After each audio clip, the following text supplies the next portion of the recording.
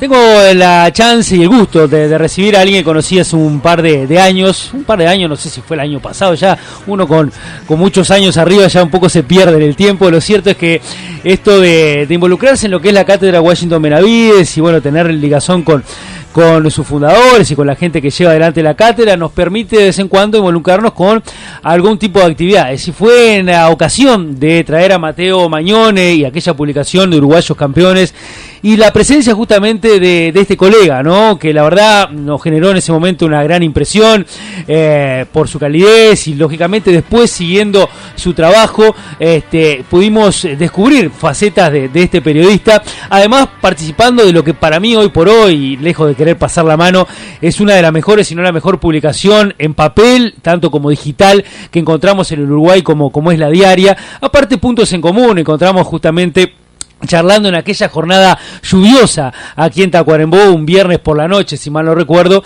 Y bueno, hoy tenemos la oportunidad de poder charlar nuevamente con él de diferentes cosas, pero fundamentalmente de lo que tiene que ver con la publicación de Toda la Verdad es Imposible, este libro de cuentos de nuestro colega justamente que hoy nos recibe telefónicamente, a quien vamos a saludar. Fermín Méndez, ¿cómo andás, amigo? ¿Todo bien? ¿Cómo andás, Marcelo? El gusto de estar con ustedes al aire ahí. Recuerdo perfectamente la vez que fuimos a Tacuarembó a presentar Uruguayos Cantores y Pelota de Papel 1, si no me acuerdo, o el 2. Sí. Ahí me pierdo también. A la hermosa y cálida casa de los amigos de la Cátedra Washington Benavides. Sin duda, Uruguayos Cantores, le metí campeones, ¿no? Con esto de que recién venimos de Maracaná, me quedé colgado, sí. Justamente bueno, juega un poco con el título. Exactamente, también, ¿no? Allí lo explicaba el propio Mateo justamente, y lo bueno de que bueno, en ese caso también estaba Pelota de Papel, este libro que ha tenido diferentes capítulos y que involucra justamente a los que hacen hoy por hoy de este hermoso deporte, ¿no? Que son los principales protagonistas, que son los futbolistas. Ahora yo pensaba un poquito, Fermín, en pos de abrir un poquito la cancha con esta charla, en todas partes del mundo nuestros colegas, por ejemplo, cuando van hablando del fútbol profesional, cuando van a referirse justamente a este deporte, van a hacer una crónica, una crítica o un comentario, básicamente se puntualizan lo que tiene que ver con lo futbolístico, con la preparación, cómo llegó el equipo, cómo están las incorporaciones y demás. Y acá el periodista en el Uruguay, sobre todo el que se remite a lo estrictamente futbolístico, va ligado con todo un poco, ¿no? Sobre todo aquellos que somos del interior y que conocemos cómo se juega el fútbol acá y cómo se vive tierra adentro, y no es tan distinto a lo que es el profesionalismo, que si vamos a ser específicos, no llega a ser tampoco un profesionalismo absoluto como en otras partes del mundo. Y pensaba entonces, sí, claro, ¿por qué no hacer un libro como en este caso lo hizo Fermín, hablando de historias y cuentos? Y en realidad lo que engloba al fútbol uruguayo es más que nada esto, historias, cuentos que después terminan siendo jugadores de fútbol y que van a desempeñarse, desarrollarse como profesionales, tienen una carrera y después siguen otros medios. Se puede hablar solamente de lo futbolístico, pero es todo un cuento, es toda una historia el fútbol uruguayo, y creo que hay miles, y me imagino que de por ahí habrás arrancado en torno a lo que es este libro, que todavía, te confieso, no lo he leído, y obviamente te voy a preguntar cómo se puede hacer para hacerse de él aquí en Tacuarembó, pero contame un poquito si coincidís con lo que digo. Sí, mirá, lo describiste mejor que nunca. La idea de cuando empecé a hacer Toda la Verdad es Imposible, el libro de cuentos de fútbol, era manejar el fútbol como concepto, como identidad, digamos, ¿no? Eso que tanto ha pregonado el maestro Tavares, ¿no? Porque nos trasciende abiertamente, más allá de lo deportivo. Lo deportivo está ahí, es lo lúdico, es el resultado, hay que ganar, no podemos perder, etcétera, ¿no? Las frases armadas. Pero después, me parece que el fútbol, en el antes, en el durante y también en el después, nos parte de alguna manera, nos atraviesa la vida. Entonces me parece que esa fue como la idea principal de inventar cuentos. Son todos inventados, son ficciones, digamos, ¿no? Incluso hay un pueblo también inventado, que es como el hilo conductor de los cuentos. Quería transmitir un poco de eso, hasta dónde llega el fútbol en nuestras vidas. Y hay cuentos que son estrictamente de fútbol, ¿no? Un partido entre adolescentes, la picardía de tirarse mandarina porque no nos gustó el resultado, un partido en donde jugaban niñas y llamaba la atención, una cosa que ahora cada vez es más común y está bueno. pero también después me quise ir por otro lado y utilizar solo la pelota como muy de costado, por ejemplo, y ahí se pueden encontrar algunos cuentos que hablan de otra cosa, como puede ser el padecimiento del Alzheimer, o la relación entre una madre y una hija a través del fútbol, una historia de presos políticos, utilizarlo pero como metáfora para contar otra cosa. Siempre se dice por ahí que en el Uruguay se juega como se vive, ¿no? Que quizás en otras partes del mundo, producto inclusive de la exportación o de la importación en otras partes del mundo de jugadores justamente, mayormente provenientes de aquí de Latinoamérica, bueno, genera una mezcla, ¿no? Un collage de idiosincrasias que después se plasman quizás dentro de la cancha, pero aquí es imposible abstraerse. Muchas veces la crítica en lo estrictamente futbolístico pasa de por qué nosotros nos cambiamos, y yo creo que va más que nada con la forma de ser, de cómo se vive justamente, y después se traslada al fútbol, que no es otra cosa que una expresión de la vida mismo, ¿no? En este caso, un deporte expresa lo que es un país en sí, si bien quizás puede ser demasiado arriesgado y querer acaparar mucho en el fútbol lo que es un país, me parece que es una fiel expresión. Sí, totalmente. Yo en eso estoy convencido y cada vez queda más demostrado. Si bien el mapa nuestro tiene 19 departamentos y en todos podríamos medio que definir cómo se juega en cada lado, y a su vez es distinto, ¿no? En Tacuarembó seguro que juegan distinto que en Paysandú, o que Durazno con Flores, o Mercedes con Freventos. Hay algo atrás de todo eso que hace que después terminemos jugando a lo mismo. Y no estoy hablando de si vamos a jugar al centro o al tiki-tiki, sino que es esa lucha, ¿no? Ese tesón por seguir adelante, de hasta a veces saberse estar por debajo de las posibilidades, pero darlo todo y poner ese plus, que lo vamos aprendiendo con la vida, de un país más sufrido que gozoso, y lo volcamos al fútbol, ¿no? A mí me parece que eso, decir algo en contra, estaríamos tratando de tapar el sol con el dedo. Sí, en eso del esfuerzo, de la lucha y demás, siempre está esa delgada línea, ¿no? Que pasa hasta lo violento, ¿no? Lamentablemente venimos de un fin de semana donde tuvimos una nueva expresión casi inentendible, ¿no? Yo qué sé, cualquier persona como vos, como yo, que se ponga mínimamente a pensar de tirar una piedra, en arrojar algo, en insultar por un partido de fútbol, parece demasiado ilógico, ¿no? Bueno, la lógica acá es otra, dentro de lo que es el microclima del fútbol, pero también pasa por lo que somos nosotros, quizás ahí traspolado a lo que es Latinoamérica. Sí, ocurren hechos lamentables. Me parece que Latinoamérica da señales de eso, los da cíclicamente. No somos nosotros una isla en donde suceden esas cosas, donde suceden estas cosas lamentables. En Argentina pasan, en Chile pasan, en Brasil ni que hablar, en fin, y lo padecemos y no nos gusta, y hay que combatirlo con el modo contrario. No se puede combatir la lucha con más lucha. Por eso a mí, cuando me pongo a contar historias, me interesa agarrar esos temas, pero ir por otro lado. Por ejemplo, en esto, el último antecedente lamentable que fue el fútbol femenino, yo quería contar una historia de fútbol femenino en el libro, pero me costaba bastante, porque no encontraba la voz narrativa femenina, por una cuestión de que me era muy difícil, por más allá de que observe a mis amigas, a las compañeras, ¿no? A la propia hermana, a la madre. Pero quería reivindicar el lugar de la mujer en el fútbol, que a veces ha estado como demasiado relegado. Hasta hemos llegado a creer que no conocen la ley del offside, por ejemplo. Sí. Cosa que puede ser perfectamente, pero también tengo muchos varones que no tienen ni idea de cómo es la ley del offside. Sí, mucho más ahora, ¿no? Con esto del VAR se no se sabe qué se va a cobrar. No, esto ahora sí, ahora está bravísimo, ahora es bravísimo. Ahora hay que esperar que levanten la bandera, sí, y no saben si patear al arco o no. Tal cual. Bueno, y la intención fue esa en realidad, o sea, sacar algo de la realidad para contarlo de una manera más buena y más amable, que es con lo que me parece que tenemos que pagar o devolverle a cada hecho violento. Si generamos más violencia, creo que cada vez nos estamos separando más. Sí, uno también observa hoy lo que son las redes sociales, las sigue, participa, interactúa y demás. Y entiende que bueno, justamente, si vemos al fútbol como una expresión, y lo que hablábamos recién de la sociedad no es lo que está en las redes sociales, pero también es un poco contradictorio, pero creo que me entendés y creo que la gente va a entender lo que quiero decir. Entonces, a veces nos queremos sacar la responsabilidad de lo que pasa en el microclima del fútbol, enmarcándolo en que es producto de la sociedad, de lo que es el mundo hoy y demás, y me parece que eso, lejos de darle una ayuda a lo que es apartar justamente estos hechos de este hermoso deporte, me parece que nada más hace que te laves un poquito las manos, ¿no?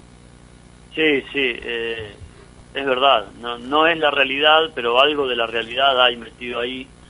Y a veces, sobre todo en el concepto de viralización, es donde se generan los problemas, ¿no? La viralización tiende a muchas cosas, a cosas positivas, ¿no? A replicar cosas positivas para que lleguen mucho más rápido a los lugares, pero también tiende a generar confusión, ¿no? Y a que uno, en el afán de querer saber de todo o estar metido en el tema, termina comiendo gato por liebre, ¿no? Y mirando noticias o realidades que en realidad fueron un granito de una lenteja de grande, y por tanto repique y tanta cosa que a veces muy descuidadamente hacemos porque no estamos por fuera, terminamos haciendo una lentejada para un plantel de fútbol que no ameritaba, capaz. Sí, tal cual. Me das pie justamente para preguntarte, porque sé que estás por empapado en este tema, con esto, ¿no? De la viralización de noticias que quizás son un granito dentro de lo que es una estructura, que no es todo de eso que nos quieren hacer ver, pero también está la desinformación y la viralización de cosas erróneas, que después se dan por sentadas y por hecho solamente por el hecho de que se repiten muchas veces. Y se acaba de lanzar verificado.uy, ¿no? Esto que intenta hacer un combate organizado por los medios de prensa de diferentes lugares en pos de, generar, por lo menos para lo que tiene que ver con la selección en nuestro país y demás, una campaña para que no haya tanta desinformación como existe, y sobre todo noticias erróneas, intencionadas o no. Es verdad, para mí una cosa muy necesaria en los tiempos que corren. Ya se había visto en otros países que ayudaba bastante, y entonces es verdad, lo bueno de esto, de verificado.uy, es que se unen medios de comunicación que andan en el entorno de los 70 de todo Uruguay, son muchos, por suerte, pero también la academia y las organizaciones civiles, ¿no? La sociedad civil, común y corriente. Ahí me parece que se genera entre los tres lugares un caldo de cultivo interesante para combatir un poco la mentira, ¿no? No solamente en una campaña electoral, que uno tendería a pensar que es donde se va a tener más trabajo ahora, sino para todo dato dudoso, que no se sepa la procedencia, o también viéndolo desde el periodismo, que atentan contra la calidad informativa, y al fin y al cabo terminan deteriorando el funcionamiento de la sociedad, y eso no está bueno. Por eso me parece, saludo y celebro esto que está pasando con verificado.uy, y ahí estamos todos involucrados y tendremos que ayudar de la manera que nos convoca. Vos sabés que cuando yo hablaba al arranque y elogiaba un poquito el lugar donde tú trabajás, y el contenido de lo que se encuentra justamente ahí, bueno, un hombre como Rómulo Martínez Chenlo, que es referencia para todos aquellos que estamos dentro de esto, el deportivo del fin de semana es espectacular, uno lo disfruta muchísimo y demás, pero creo que ahí encontrás una plataforma como para expresarte. Yo creo que no en vano hoy, y no es algo que salga tirado de los pelos que vos hayas publicado este libro. Yo creo que toda la plataforma que se encuentra ahí, la posibilidad de expresarte de otra manera, creo que ha cambiado un poquito la forma en cómo se encara las noticias desde el punto de vista periodístico, deportivo y en otras áreas justamente, porque ahí encontrás publicaciones. De hecho, leyéndote a vos, obviamente uno puede intuir algo de lo que puedes encontrar quizás en el libro, pero hay otras publicaciones y otros periodistas que trabajan que pueden desarrollar un trabajo quizás diferente a lo esquematizado que toda la vida encontramos. Sí, sin duda, eso es, lo dijiste muy bien, porque Rómulo Martínez Chenlo es como la cabeza pensante de todos, y todos los más jóvenes que estamos en la vuelta de la diaria, le debemos mucho a Rómulo porque nosotros no sabíamos hacer lo que estamos haciendo ahora, y si lo aprendimos fue por voluntad de él. Y cuando a mí me convidan para trabajar en el diario, yo todavía vivía en Mercedes y había dejado el periodismo, trabajaba en la cooperativa médica de Mercedes, o sea, era cajero, digamos, básicamente. A mí me asustó muchísimo porque la diaria era el lugar que yo leía. Entonces, y yo veía que ahí había un poco más que periodismo, ¿no? Está el periodismo, pero también había como una cosa narrativa. Con el tiempo, bueno, lo vas aprendiendo. Pero hoy en día, que ya estamos como saturados de noticias, todas las noticias, básicamente la gente, los colegas se pelean por dar la primicia, estás perdiendo la calidad de la noticia. Porque ¿cómo hacemos para dar una primicia? La recibimos, chequeamos un poquito, cuando chequean, y la damos al toque. Pero no podemos profundizar, no damos muchos datos, no la situamos bien, no contextualizamos las cosas, entonces damos la primicia. Y la calidad a mí ya no me termina atrapando un poco. Entonces, si yo soy un diario y el diario sale mañana y la noticia que adelanté recién, mañana ya la sabe todo el mundo, entonces hay que ponerle como otro caudal, ¿no? Y eso fue lo que Rómulo a nosotros, cuando todavía no veíamos que esto podía pasar, nos fue metiendo como en la cabeza, ¿no? Chiquilines, puedo decir que era un chiquilín cuando Rómulo me fichó. Chiquilines, denle un poquito más a esto. Lean, no lean deporte, bueno, sí lean deporte, pero lean otra cosa. Lean narrativa, lean prosa, lean poesía. Fíjense en cómo pueden hacer para que una noticia, en el primer párrafo, ya puedas agarrar al tipo o a la tipa que la va a leer de la solapa de la camisa y no se les escape más. Y eso para mí es necesario y lo defiendo. Entiendo también lo otro, el periodismo duro y puro y conciso y concreto, como nos lo enseñaron también. Eso también es necesario. Hay noticias que no le puede poner mucho viru, las tiene que dar así, como son, porque son noticias serias. Pero hay otras, como el deporte, que a veces se permite dar, hay posibilidades de dar esos giros. Y bueno, y ahí fue con eso, que parece poco, o una cosa muy sencilla de hacer, en mi caso me fui dando cuenta que podía pasarme del periodismo a la literatura, que me faltaba un poquito, encontrarle la vuelta, estudiar un poco más, obviamente. Y ahí fue cuando empecé a descubrir que podía hacer ficción que no tuviera que ver con la realidad. Agarrar cosas que pasan en la realidad, pero llevarlo a un plano inventado, por llamarlo de alguna manera. Sí, vos sabés que eso que dijiste, que te lo manifestaba de más chico Rómulo, justamente de que lean otras cosas, va de la mano con un concepto que yo tengo, ¿no? Cuando alguno me pregunta de la profesión y me dice, bueno, ¿vos qué sos? Yo digo, yo soy periodista. Y después empieza a buscar y dice, pero vos sos periodista deportivo. No, yo soy periodista. Y justamente creo que va de la mano con eso, ¿no? Uno debe leer todo, porque si uno solamente se levanta de mañana, agarra la sesión de deporte, la lee, se mete a las páginas digitales deportivas, que hay 1,5 millones, no termina cerrándose y no dándole un panorama más amplio a lo que después quiere manifestar. Entonces después sí, termina siendo justamente un periodista de fútbol, un periodista de deporte. Si uno trasciende un poquito, yo creo que vos te preparás para encarar los medios, para escribir, para hablar en un micrófono, para salir en la televisión, y de alguna manera vos tenés que formarte en un concepto global para después, quizás sí, profundizar en una cosa u otra, pero me parece, no sé qué decís vos cuando te preguntan. Yo por ahí busqué un poquito ahí tus perfiles, periodista, en ningún lado dice periodista deportivo, como creo que los periodistas que hacen política dicen no son periodistas políticos, no sé qué decís vos. Sí, yo estoy de acuerdo, y a veces cuando tengo ganas de pelear un poco la meto a eso, ¿no? Yo soy periodista y aparte soy periodista deportivo también, porque lo hice en un lugar privado, digamos, no lo hice, no se estudia públicamente. Sí. Pero en realidad soy periodista no licenciado, no vamos a poner títulos que somos iguales más últimamente. Yo lo pienso que va por ahí.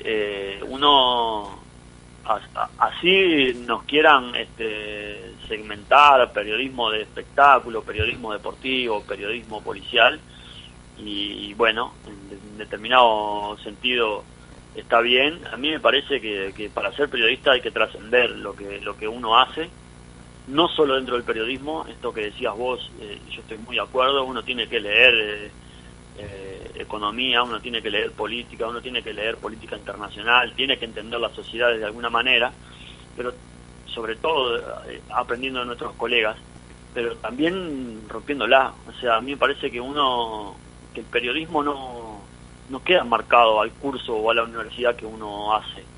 Por algo es un oficio tan grande y tan genial que ha durado tanto tiempo, y uno no puede ser periodista sin leer, por ejemplo, sin ir al teatro, sin mezclarse en una marcha, no sé, sin pelear con otros, sin discutir. No, y no estoy hablando ni para un lado ni para el otro. Uno no puede estar ajeno a la realidad. Sería genial estar ajeno a la realidad como ser humano. Estaríamos mucho más livianos ante la vida, más tranquilos. Por ahí pasa la bomba por arriba nuestro y no nos damos cuenta. Ahora, a la hora de hacer de llevar adelante una profesión tan medular como el periodismo, me parece que hay que traspasar barreras y ser de todo un poco, para después decir, bueno, sí, soy periodista, y si vos querés, amigo o amiga, también soy periodista deportivo. Ahí está. Tienes mucha razón ahí. Tal cual. Volviendo con el libro, y para ir cerrando, y quiero que, insisto, que nos cuentes cómo podemos llegar a él. No sé si está en el interior y demás, pero ya me vas a contar. Quiero que me des un toque sobre el título. Citás a Onetti en este caso. Sí, es una frase de Onetti, que también la puse como epígrafe para que no se olvidara nunca más. Pero en realidad me gustó el título porque en esto, ¿no? Lo que hablábamos recién, ¿qué sos, periodista o periodista deportivo? Cuando yo me propuse hacer la obra, que lo miré como un marco entero, ¿no? De qué era lo que quería hacer, más allá de que tenía algunos cuentos sueltos y otros medios preparados, era obvio que iba a suceder lo que está pasando ahora, y no le sacó el lazo. Que me dicen, ¿pero qué es? Pero son cuentos de fútbol, entonces, ¿no? Entonces ahí la frase esta de Onetti, que es más larga, me sirve espectacular para decir, y mira, amigo, amiga, toda la verdad es imposible, ¿qué decirte? Abra el libro y fíjese adentro a ver si hablan de fútbol o no. Por eso me pareció tan genial, por el concepto grande que engloba. Los libros, los cuentos que hay adentro, a los que les gustan el fútbol lo van a sentir muy futboleros, y a los que no les gustan el fútbol van a poder ver que también hay otro tipo de cosas. La frase entera de Onetti, te la leo si querés. Dale. Repetiré lo que tantas veces he declarado. Decir toda la verdad es imposible.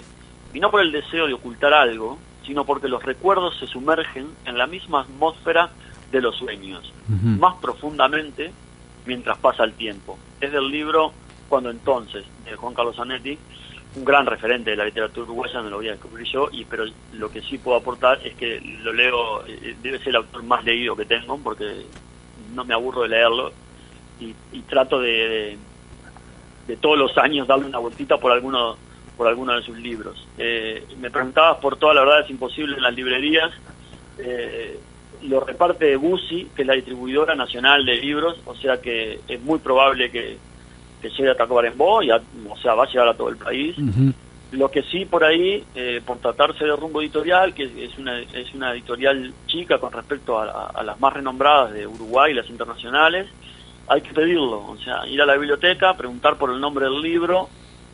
Si no lo tienen ahí, le va a aparecer en pantalla, y ahí hay que solicitarlo y lo llevan. De eso estoy seguro que va a pasar, porque ya pasó en Paysandú. Un amigo me dijo que le preguntó, no lo tenían, lo reclamó y se lo llevaron. Así que en ese sentido estamos cubiertos, esperemos que llegue, y si no, bueno, avisar, ponerse en contacto y vemos. Acá en Montevideo pasó algo, te cuento esta porque es muy graciosa. Sí.